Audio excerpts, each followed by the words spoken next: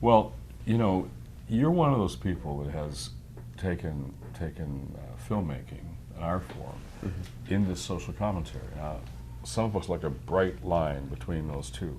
Yeah. And you sort of, I was at a Bono concert just last night, and I'm jealous. I saw it again. This sort of combination of message and music and art and conscience and the call to action. So you kind of do all that together, and that's I think you do that on purpose.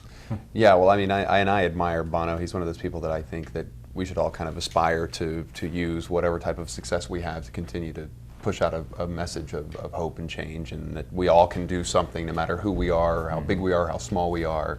You know, I feel lucky every day to get to do what I do. I feel really fortunate. So, Supersize Me. Yeah.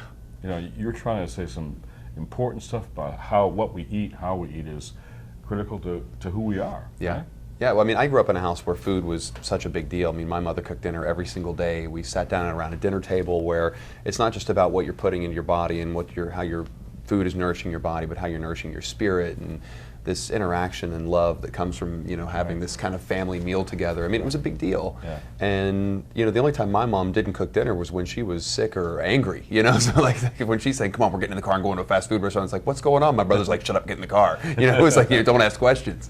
But, you know, I felt that there was a real conversation to be had about what's happening in our country with the choices that we're making, how it affects our family, how it affects our bodies. You know, like literally the obesity epidemic had become so big at that point, you know, no pun intended. And the film, who knew what it was going to do? Like, we just thought it was a great idea and a great way to deal with a serious issue, and it just took off.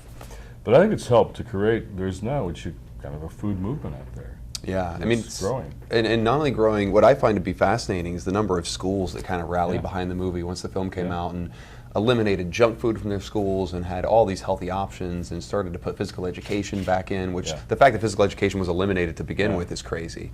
And it's remarkable. Yeah. So have you found Osama bin Laden? I wish, you know, it would have been great to have, you know, thrown a big net over him and gotten a big, you know, Ed McMahon prize patrol check, you know, at the end, you know, would have been fantastic.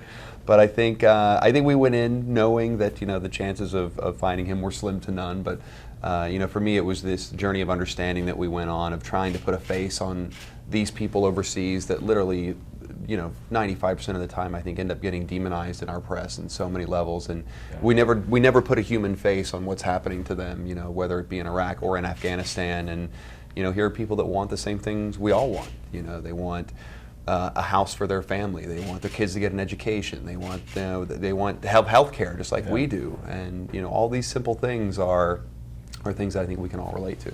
But you were kind of saying, in the search for Osama bin Laden, we should learn some things in our search.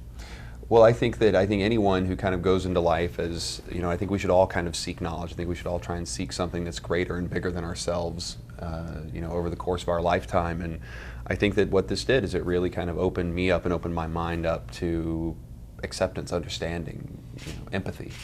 So in searching for him, what should we be finding out about ourselves? Well, I think in searching for the Osama bin Laden, or not even just Osama bin Laden, but even we create boogeymen in America. Right. You know, we create this enemy that, and a lot of times we need them. We need boogeymen to drive industry, to drive fear, to drive, I think, a war machine that continues to drive profit for a lot of companies.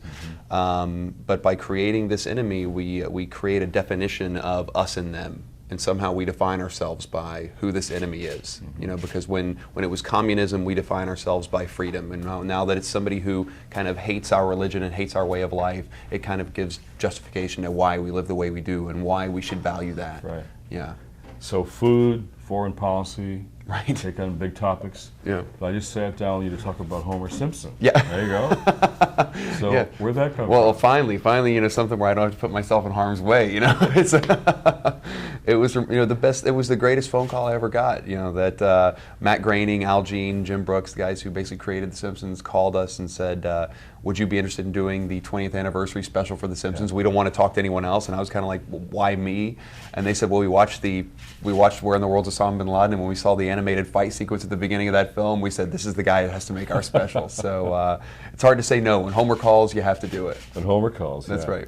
So we just had this conversation about the role of religion, how religion is treated on The Simpsons and all that. So it's kind of a big part of the show. Yeah, I think it is. I mean, I think that it's a television show when you turn on The Simpsons, and it's a show where the family goes to church almost every week. You see somebody praying almost every week. You know, there's a real layer of faith and religion that's in that show, which I think it does help kind of drive a lot of the kind of personal motives that people have. Right. There is a level. I think there's a level of faith in that show. How do you think they treat it in the show? I think they treat it with a wink and a nod, and I think that they smile at it. They laugh at it, which I think for me it's something that I really believe in all my work. I think that you can really attract a lot more people, get people to listen through humor. You know, I think when people laugh, their guards come down. You become receptive to whatever's being talked about. Yeah. Through all this, though, there's this theme for you.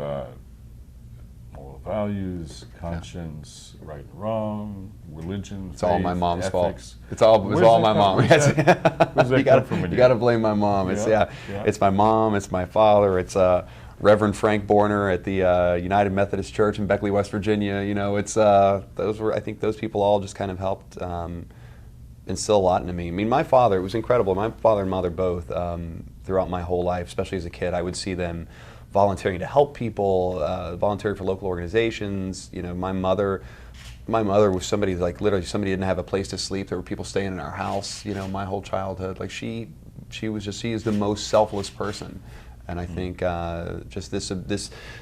just knowing that somehow you can help someone through just the simplest little action is a great thing. So that has shaped your moral compass that you now use as you navigate through all these things. I think so. I think every decision I make, mom's in the back of my head saying something, you know, forever. Yeah. So do you think we're getting it? Are we changing? Or you see movement, progress? You know, it's like you always think you see progress, then there's always something else that happens that makes you question that. I don't know. I think it's all baby steps, and all you can do as an individual is kind of look at the choices you make and look at the actions that kind of define your life and the steps that you take. Those are the things that you can use as a gauge. And there was a great thing when we were doing 30 days. I was living on the Navajo reservation and living with these people who are some of the most pure and beautiful people who literally, it is a third world country in the middle of the United States, you know, most of these reservations. But the thing that came out of my whole experience with them, and then they asked it the very first day I got there. You know, the first day I got there, we were in the Hogan with the tribal elders, and they were like, "Why are you here? You know, what does this mean to you? Like, what do you hope comes of this?" And there's a real importance on intention with them. Like, what is your intention? Yeah. And for me, this whole idea of intention has just kind of stayed with me, and I think it's a great thing for all of us to kind of own. You don't do 30,000-foot documentaries. Some call what you do immersion journalism. Yeah. You actually go and get in there and try to figure it out. Yeah. Well, I think that putting yourself in, you know, the old adage of walking a mile in someone else's shoes or kind of seeing the world through someone else's eyes really creates a much deeper level of understanding. I think for the first time you can kind of truly, I think, have empathy, you know, towards someone because you know now firsthand what they go through. And while you still get to leave and I get to go home at the end of the day, at least for a moment, you know, I can have a window to their world that I think is invaluable.